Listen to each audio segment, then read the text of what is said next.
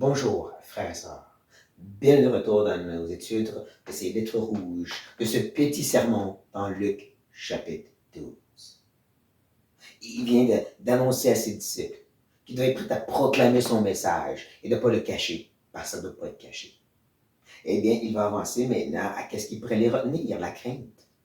Et c'est drôle comment il ne va pas juste dire « ne craignez pas », mais leur montrer qu'est-ce qui devrait être leur vraie crainte. La crainte devient vraiment le sujet présentement devant nous dans ces 4 petits versets et d'une grande importance. Et on veut prendre note de ce que Jésus dit vraiment. Il n'y a pas une conclusion en soi, mais on va quand même conclure cette petite section ensemble. Donc Jésus commence avec les personnes qu'on ne doit pas craindre. Je vous dis, à vous qui êtes mes amis, ne craignez pas ceux qui tuent le corps et qui, après cela, ne peuvent rien faire de plus.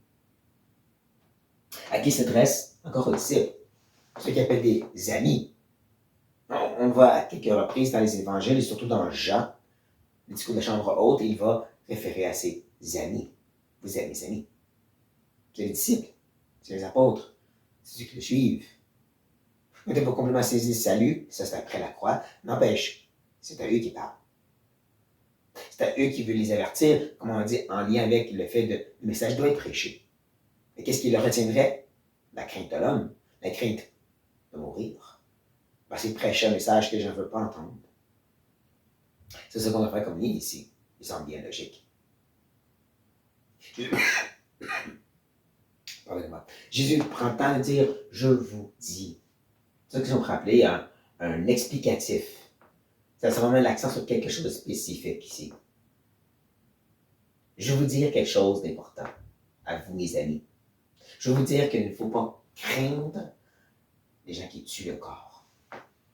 Toute autre personne autour d'eux qui vont vouloir les arrêter de prêcher le message. Mais prenez note qu'eux ne peuvent rien faire après. Ou est-ce que de nos jours, on voit que l'accent est mis sur le fait qu'il n'y a pas rien après la mort? On ne sait pas. C'est vraiment matérialiste qu'on dit que la vie, c'est ici maintenant. Le corps, c'est que de la poussière. Il n'y a pas d'âme. Mais lui, Jésus prend le temps de dire après cela. Un autre de ses explicatifs, de ses qualificatifs. Après cela. Il y a quelque chose de plus important que ce qui se passe ici et le fait de mourir, qui est déjà beaucoup. Après cela. Après cela, ils ne peuvent rien faire. Rien faire de plus. J'aime ça, j'aime qu'il ne veut pas juste dire ils ne peuvent rien faire plus. Ils ne peuvent pas aller après la mort.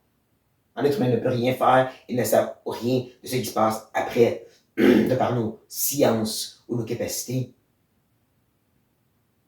Ils sont limités. L'être humain sont limités pour ce qui est après cela. Il y en a un qui n'est pas limité. Donc, eux, on ne craint pas. Mais voici ce qui est intéressant, il ne va pas juste dire ne craignez pas, point. Il va dire qu'on doit craindre quelque chose d'autre à la place. Je vous montrerai qui vous devez craindre. Craignez celui qui, après avoir tué, a le pouvoir de jeter dans la géhenne. Oui, je vous l'ai dit, c'est lui que vous devez craindre. 3 fois. 3 fois, il répète, craindre. Hein? Vous devez craindre, craignez, vous devez craindre. C'est ça, c'est clair quand même cet appel à la crainte de l'Éternel. On peut l'oublier un petit peu, tout notre monde chrétien, dire non, la crainte, c'est trop ça. Mais le début de la sagesse reste quand même la crainte de l'Éternel. Oui, cette révérence, mais aussi cette crainte parce qu'il parle de celui qui peut jeter les gens dans la géhenne, dans cette espèce de tourment. Rappelez-vous, il ne parle pas au monde général. Il parle à ses amis, à ses disciples, à ceux qui le suivent présentement, dont plusieurs vont le quitter. Et donc Judas va le trahir. Il aurait dû avoir peur, lui, beaucoup plus de ce Dieu que des hommes. Donc, cet appel à la crainte est pour tous ceux qui se nomment disciples aussi, comme nous, et aujourd'hui maintenant. C'est crainte qui est, comme je dis, révérentiel, mais qui aussi, en réalité, que c'est le Dieu Tout-Puissant qui est après lui. Non seulement il règne sur la terre, il est celui qui prend la vie, comme Jésus dit ici. Mais aussi celui qui a quelque chose qu'il peut faire après. Encore, c'est qualificatif revient, hein? Après avoir tué. Il a ce pouvoir après. L'homme n'a aucune capacité après. Dieu, oui. Dieu n'a son pouvoir sur la terre, mais aussi après, comparé à l'homme. Jésus revient à la charge pour dire je vous le dis. Encore, cette expression de je dois vous dire quelque chose, écoutez les mots qui sortent de ma bouche, mes amis. Je les répète encore, écoutez les mots qui sortent de ma bouche, craignez ce Dieu qui envoie des gens à la géhenne, des gens en jugement éternel. Ayez cette crainte de ce Dieu-là. C'est qui revient à la charge. Il va encore faire un autre contraste. Il l'a fait un avec ceux qui peuvent juste tuer le corps et ceux qui peuvent aller plus loin que ça. Il revient à la charge. Toujours centré sur Dieu. Toujours centré sur ce Dieu. Il va dire, ne vantons pas 5 passereaux ou moineaux pour 2 sous. Cependant, aucun d'eux n'est oublié devant Dieu. C'est vraiment cheap, là. Ces 5 moineaux veulent juste 2 sous. 2 petites pièces qui ne valent pas grand-chose. Dans le contexte du monde, c'est vraiment rien. C'est moins que le dollar à moi. Cependant, contraste. Contraste avec le Dieu devant qui ils sont rappelés. Il ne dit pas que Dieu va prendre soin d'eux, Dieu va les protéger, les empêcher d'être capturés puis vendus. Non, non, juste Dieu les a pas oubliés. C'est à quoi l'omniscience ici, et non pas l'omnipotence de Dieu. C'est sur le fait qu'il voit tout et qu'il n'y a pas de détails qui l'échappent que Jésus veut nous présenter. C'est sûr qu'il règne sur ces détails. Il y a Dieu des micros comme des macros de ce monde. N'empêche, c'est que Dieu ne manque rien. Il n'y a pas de détails qui l'échappent. Et donc, en revanche, et même les cheveux de votre tête sont tous comptés. Ne craignez donc point. Vous valez plus que beaucoup de passereaux ou moineaux. Prenez encore, il ne dit pas, et il va empêcher vos cheveux d'être arrachés, empêcher que vous souffrez. Non, il compte vos cheveux, c'est tout. Les plus petits détails, les plus insignifiants de notre corps, il les sait. Et c'est pour chaque étoile dans le ciel, où sont placés, ceux qu'on n'a même pas encore trouvés. Il les connaît tout. Il les a même nommés.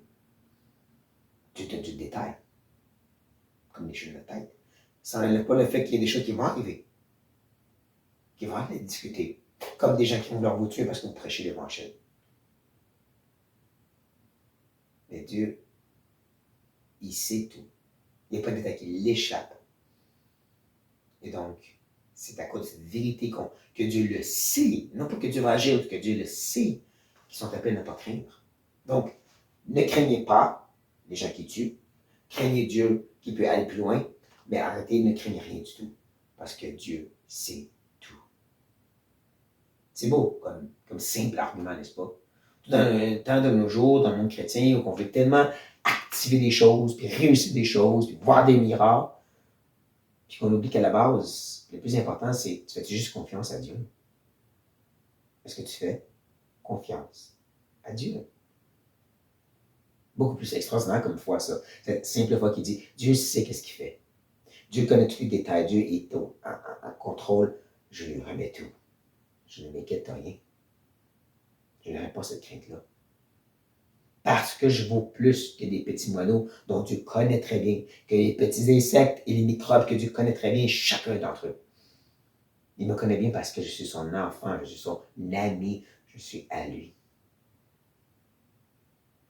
Il a eu son fils pour moi. Je peux vraiment faire confiance que ma vie dans sa main, c'est comme ça devrait l'être. Dans les détails les plus minutieux. Jésus donne un bon rappel à ceux qui vont vivre des grosses persécutions, de la violence et de la mort. Les 11 sont pour champ. Ont tous été morts, martyrs. Pas l'inclure en passant, je peux l'ajouter en ça. Tous ont quand même souffert énormément de persécutions, Jean inclus.